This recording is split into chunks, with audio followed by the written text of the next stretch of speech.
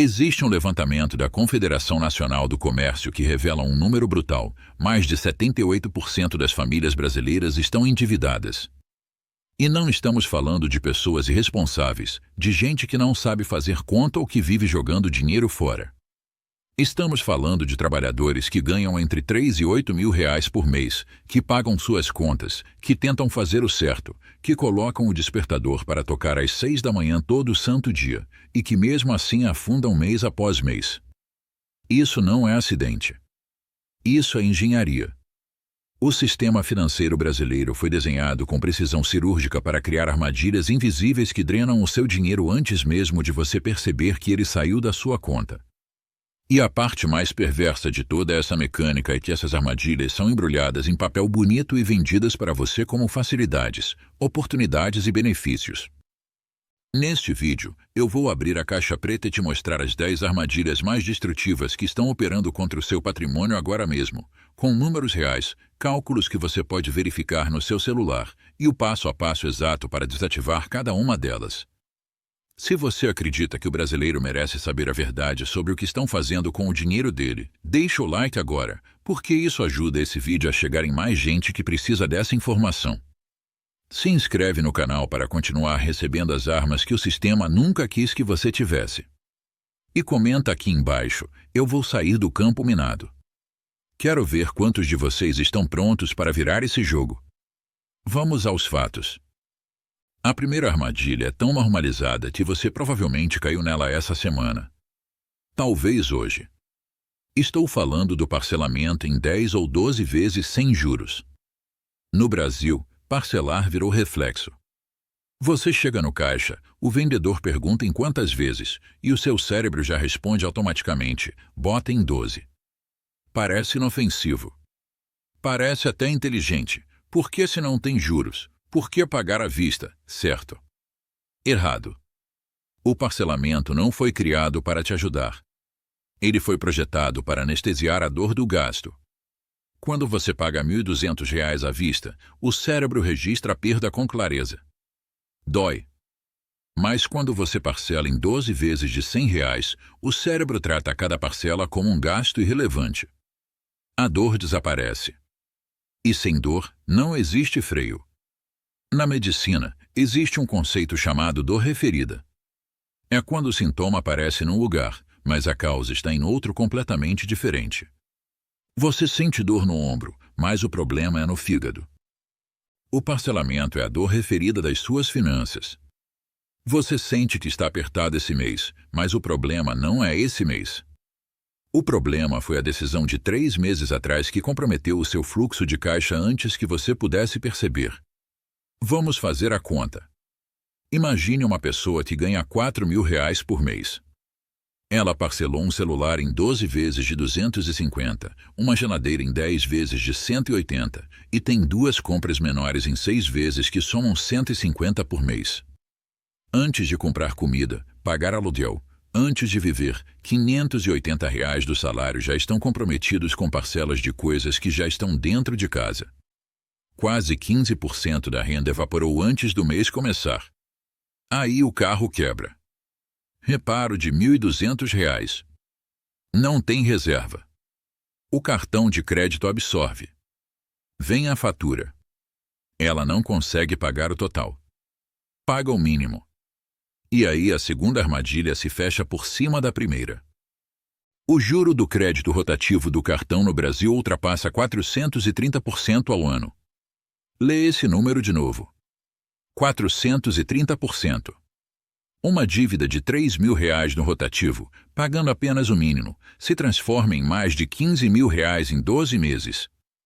O banco te paga 10, 12% ao ano na renda fixa, mas te cobra 10 a 15% ao mês no rotativo. Esse abismo entre o que o banco paga e o que ele cobra tem nome: spread bancário.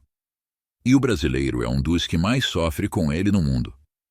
Nassim Taleb, um dos maiores pensadores financeiros vivos, tem um conceito que se aplica aqui com perfeição: a fragilidade.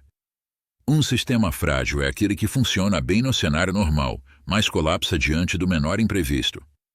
Quando 40% da sua renda está comprometida com parcelas, a sua vida financeira é frágil. Qualquer choque, por menor que seja, desencadeia uma crise. E o oposto da fragilidade não é resistência. É antifragilidade, construir uma estrutura que se fortalece com os choques em vez de ser destruída por eles. Aqui vai uma regra que eu chamo de regra do comprometimento zero. Funciona assim: se a soma de todas as suas parcelas ativas ultrapassa 15% da sua renda líquida, você não parcela mais nada até que esse percentual caia. Antes de qualquer compra parcelada, some tudo que você já paga de parcela todo mês, dívida pelo seu salário líquido e veja se está abaixo de 15%. Se estiver acima, a resposta é não. Independentemente de qual seja a oportunidade. A maioria das pessoas vai viver a vida inteira sem fazer essa conta simples. O fato de você estar prestando atenção nesses números agora já te coloca numa posição que pouquíssimos brasileiros ocupam, a de quem enxerga a armadilha antes de cair nela. Mas o parcelamento é só a primeira camada. A segunda armadilha é ainda mais traiçoeira, porque ela se disfarça de prudência. E é exatamente onde a maioria dos brasileiros que se consideram seguros estão perdendo dinheiro há anos sem perceber. Vamos falar sobre a caderneta de poupança. A poupança é a armadilha mais sofisticada do sistema financeiro brasileiro porque ela se veste de virtude. O brasileiro que coloca dinheiro na poupança se sente responsável, disciplinado. Ele acha que está fazendo a coisa certa. A mãe ensinou. A avó ensinou. O gerente do banco sorriu e disse que era uma ótima escolha. Na realidade, a poupança rende cerca de 7,5% ao ano quando a Selic está acima de 8,5%. Parece bom até você colocar a inflação na conta. Quando o IPCA oficial bate 5%, 6%, o rendimento real fica em torno de 1,5%, 2% ao ano. Mas a inflação que você sente no supermercado, no aluguel, na conta de luz, muitas vezes supera o IPCA com folga. A inflação alimentar em certos períodos ultrapassa 10%. Isso significa que o dinheiro que você acredita estar guardado está, na verdade, derretendo em câmera lenta. Na física, existe o conceito de entropia, a tendência natural de todo o sistema à desordem e à degradação. Um prédio abandonado se deteriora sozinho. Um jardim sem cuidado morre. O dinheiro parado na poupança sofre de entropia financeira.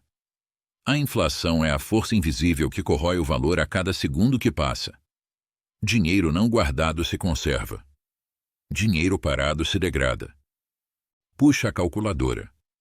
R$ 50.000 na poupança por 5 anos, a rendimentos reais de 1,5% ao ano, geram cerca de R$ 3.800 de ganho real. Os mesmos 50 mil num CDB a 100% do CDI podem gerar entre 8 e 10 mil reais a mais em rendimento real no mesmo período, dependendo da taxa Selic. Estamos falando de uma diferença que pode passar de 6 mil reais. 6 mil reais que você deixou na mesa por inércia. E mesmo assim, a poupança continua concentrando a maior fatia da reserva financeira dos brasileiros, segundo o próprio Banco Central. Warren Buffett disse uma vez que a inflação é um imposto que não precisa de legislação. Ninguém vota, ninguém aprova, ninguém assina. Ele simplesmente corrói o seu poder de compra silenciosamente, todo dia, sem que você perceba. A poupança não te protege desse imposto. Ela te faz acreditar que está protegido enquanto o imposto continua sendo cobrado. Eu chamo de princípio do mínimo vital. O seu dinheiro de reserva, aquele que você pode precisar a qualquer momento, nunca deve render menos que a Selic. O Tesouro Selic e CDBS de liquidez diária a 100% do CDI são tão seguros quanto a poupança e rendem significativamente mais. A regra é simples: se rende menos que 100% do CDI com liquidez diária, não é reserva. É doação para o banco. Quando você entende a diferença entre rendimento nominal e rendimento real, você passa a enxergar o dinheiro de uma forma que menos de 10% dos brasileiros enxergam. Essa distinção, que parece simples, é o que separa quem constrói patrimônio de quem apenas guarda papel que perde valor. Agora, se a poupança é uma armadilha por omissão, por que ela te rouba ao não fazer nada pelo seu dinheiro? A próxima armadilha é por ação. Ela te rouba porque te faz sentir que está fazendo um ótimo negócio. E milhões de brasileiros caem nela todo mês sem perceber. Abre agora, mentalmente, a fatura do seu cartão de crédito ou o extrato bancário dos últimos 3 meses. Procura por débitos automáticos e assinaturas. Streaming de vídeo, R$ 45. Streaming de música, R$ 22. Aplicativo de exercícios que você não abre desde março, R$ 30. Serviço de nuvem, 15. Assinatura de jornal ou revista que você não lê, 30. Seguro de celular vendido pela operadora, 25. Somados, R$ 167 por mês. Parece pouco. Mas R$ 167 por mês são R$ 2.004 por ano. Em 5 anos, com rendimento de 10% ao ano em renda fixa, esse dinheiro se transformaria em mais de R$ 12.000. R$ 12.000 drenados pela sua desatenção. Na biologia, existe um organismo chamado parasita de baixa virulência. Diferente de um vírus que te derruba de cama, esse parasita se instala no hospedeiro de forma tão sutil que o corpo não ativa o sistema imunológico contra ele. Ele drena energia lentamente, por anos, sem causar uma crise aguda que force uma reação. As assinaturas fantasma são parasitas financeiros de baixa virulência. Cada uma é pequena demais para disparar o alarme, mas juntas consomem sua energia financeira silenciosamente durante anos. A estratégia das empresas é deliberada: período de teste grátis, cobrança automática, dificuldade de cancelamento, inércia do consumidor. Pesquisas internacionais mostram que consumidores subestimam seus gastos com assinaturas em até 2,5 vezes. Eles acham que gastam R$ 80 quando na verdade gastam 200. Eu criei uma prática chamada auditoria trimestral de sanguessugas. A cada 3 meses, abra seus extratos bancário e de cartão, liste toda a cobrança recorrente e faça uma pergunta para cada uma. Se eu não tivesse isso e alguém me oferecesse hoje pelo preço cheio, eu compraria?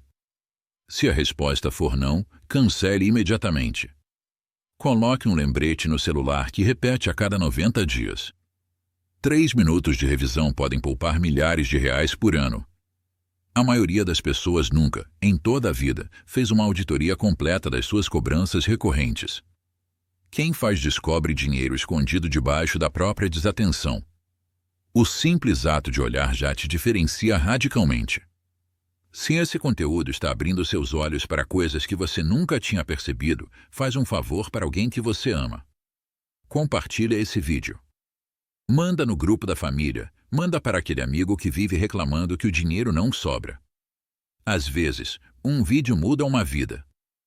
Esses vazamentos são silenciosos, mas pelo menos são fáceis de cortar quando você os enxerga. A próxima armadilha é muito mais perigosa porque ela mexe com algo que o brasileiro considera sagrado. E questionar essa armadilha é quase um tabu social. Vamos falar sobre carro. O carro é tratado no Brasil como símbolo de conquista, de independência, de sucesso. Mas financeiramente ele é um dos maiores destruidores de patrimônio da classe média brasileira. O carro não é um ativo. É um passivo que deprecia todo dia, gera custos fixos altíssimos e consome uma fatia desproporcional da renda. A armadilha é que o sistema inteiro, financiamento longo, IPVA, seguro, combustível, estacionamento, manutenção, foi montado para tornar o custo total do carro invisível, fragmentando-o em dezenas de pequenas despesas que, somadas, representam uma fortuna. Vamos abrir esses números.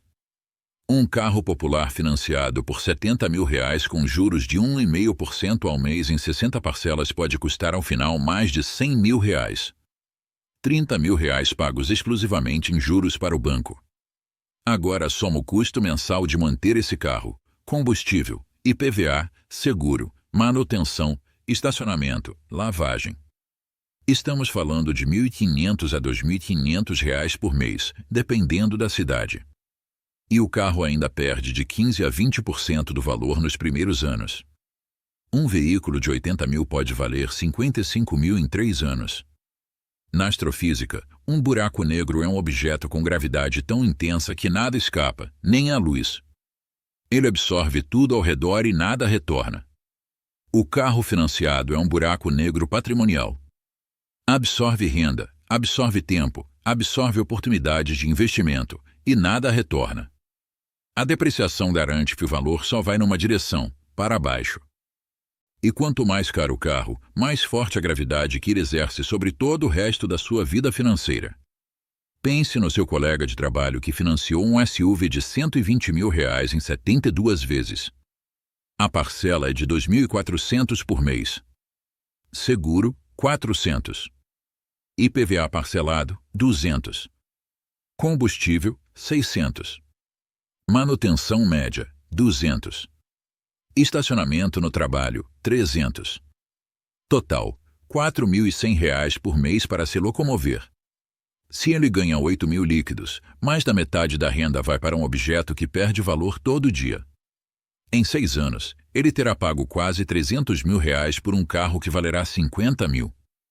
Agora imagina se essa pessoa tivesse investido R$2 mil por mês, que é o custo médio do carro, em renda fixa a 10% ao ano. Em 10 anos, ela teria acumulado mais de R$380 mil. Deixa esse número fazer efeito. Eu chamo de regra do 10%. O valor total do carro nunca deve ultrapassar 10% do seu patrimônio líquido investido. Se você tem R$200 mil investidos, seu carro pode custar até 20 mil, e pago à vista. Se esse número parece baixo demais, não é o número que está errado. É o patrimônio que ainda precisa crescer. Enquanto isso, transporte público, aplicativo de carona e carro por assinatura são ferramentas. Não são derrotas. Entender que um carro é um passivo e não um ativo é uma mudança de mentalidade que pouquíssimas pessoas conseguem fazer, porque vai contra tudo que a sociedade e o marketing te ensinaram desde criança. Se você está conseguindo processar essa ideia agora, você tem uma maturidade financeira rara. O carro drena dinheiro que você vê. Mas a próxima armadilha drena algo que você não vê, a sua capacidade de pensar com clareza sobre dinheiro. E quando o cérebro é sabotado, todas as outras armadilhas ficam 10 vezes mais perigosas. Esta talvez seja a armadilha mais cruel de todas, porque ela é invisível e se alimenta de si mesma. A ciência comportamental já demonstrou que viver sob estresse financeiro permanente, sem reserva, com dívidas, com medo do fim do mês, reduz significativamente a capacidade cognitiva. O pesquisador Cendil Mullainathan, professor de Harvard e autor do livro Escassez, demonstrou em seus estudos que a escassez financeira impacta a capacidade cognitiva de forma equivalente a uma noite inteira sem dormir. O cérebro sob estresse financeiro entra em modo de sobrevivência. O cortisol, o hormônio do estresse, quando cronicamente elevado, prejudica a função do córtex pré-frontal, que é justamente a área responsável por planejamento, decisão e controle de impulsos.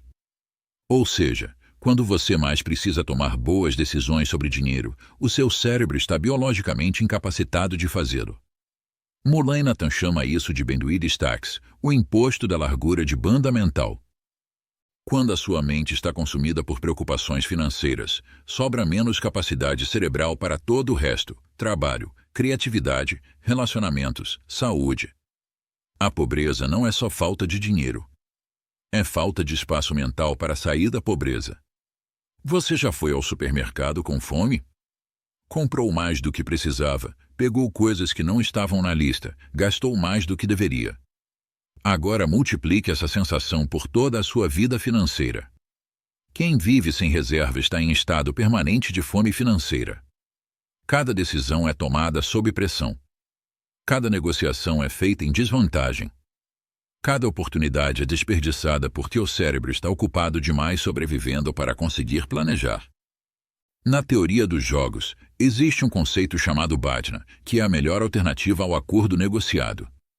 Em qualquer negociação, quem tem a melhor alternativa fora da mesa tem o poder. Quando você não tem reserva financeira, a sua alternativa é sempre terrível: aceitar o que oferecem ou ficar sem nada. O gerente do banco sabe disso. O vendedor de carro sabe disso. O proprietário do imóvel sabe disso. Construir reserva não é só guardar dinheiro. É construir poder de negociação em todas as esferas da sua vida. Eu chamo de regra dos primeiros R$5 mil.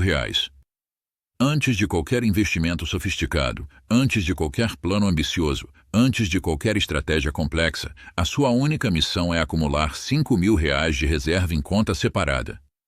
Esses R$5 mil não são investimento. São a compra da sua sanidade mental. São o colchão que permite ao seu cérebro sair do modo sobrevivência e entrar no modo planejamento. Charlie Munger costuma dizer que os primeiros $100.000 são um inferno, mas que você precisa fazer. Os primeiros R$5.000 são o primeiro passo desse inferno. O fato de você estar aqui, investindo tempo para entender como o dinheiro funciona, já é prova de que o seu cérebro está começando a sair do modo sobrevivência. Cada minuto que você dedica a essa educação financeira está literalmente reconectando circuitos que o estresse desativou. Agora que você entende como a falta de reserva sabota até o seu cérebro, vamos para a última grande armadilha. Aquela que une todas as outras e que, se não for desativada, torna todas as estratégias anteriores inúteis. A armadilha final é a mais difícil de desarmar porque não é matemática. É psicológica. Estou falando da inflação do estilo de vida. Toda vez que a renda sobe, os gastos sobem na mesma proporção ou mais. A pessoa que ganhava 3.000 e não sobrava nada passa a ganhar 8.000 e continua sem sobrar nada. Porque agora mora num bairro melhor, financia um carro mais caro, janta em restaurantes mais caros e compra roupas de marca. O sistema de marketing e pressão social foi projetado para garantir que cada aumento de renda seja imediatamente capturado por um aumento equivalente de consumo. Vamos comparar duas vidas. Uma pessoa que ganha R$5.000 e investe 500 por mês, 10% da renda, a 10% ao ano por 20 anos, acumula aproximadamente R$345.000. Uma pessoa que ganha 12.000, mais que o dobro, mas gasta 11.800 e investe apenas 200 por mês nas mesmas condições, acumula aproximadamente R$138.000. Quem ganha menos da metade, mas investe mais, termina com mais que o dobro do patrimônio. Releia essa comparação. Ela desmonta tudo que a sociedade te ensinou sobre renda e riqueza. Pense nos dois vizinhos de um condomínio. Um dirige um carro popular de 40.000, usa roupas simples e almoça em casa. O outro dirige um SUV de 150.000, usa relógio de marca e janta fora 3 vezes por semana. Quem é mais rico? Estatisticamente, há uma boa chance de que o primeiro tenha mais patrimônio líquido. O segundo está gastando para parecer rico. O primeiro está construindo para ser rico. Riqueza não é o que você exibe. É o que você mantém. Na doutrina militar, existe um princípio chamado economia de forças. Ele diz que você nunca deve desperdiçar recursos em frentes que não são decisivas para a vitória. Cada real gasto para impressionar os outros é um soldado enviado para uma batalha que não precisa ser travada. Os maiores generais da história venceram não por usar mais recursos, mas por concentrar os recursos onde realmente importava. Na sua guerra financeira, o fronte decisivo é o investimento. Cada real desviado para consumo de status é um recurso desperdiçado numa frente irrelevante. Eu chamo de regra da diferença investida. Toda vez que sua renda aumentar, invista no mínimo 50% da diferença antes de mudar qualquer coisa no seu estilo de vida.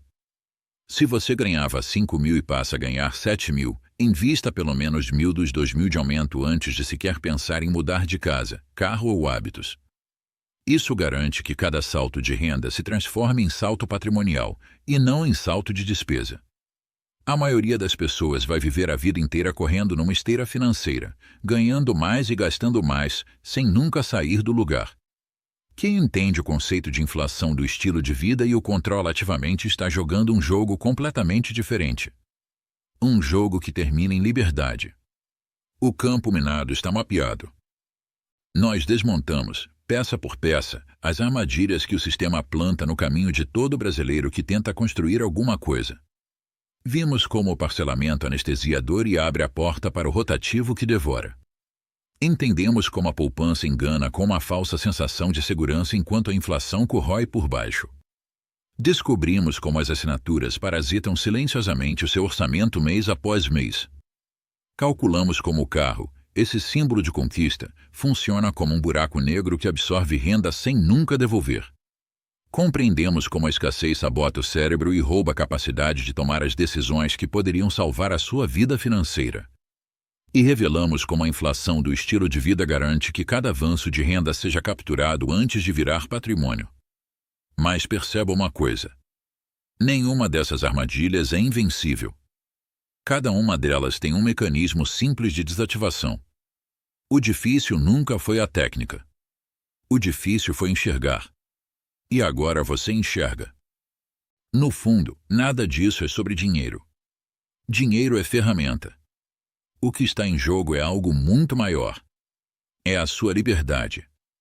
Liberdade de dizer não para o que não faz sentido. Liberdade de sair de uma situação ruim sem desespero. Liberdade de acordar sem medo do fim do mês. Liberdade de escolher, e não apenas aceitar o que sobra. Riqueza de verdade não é ter tudo o que você quer. É não precisar de nada do que te oferecem.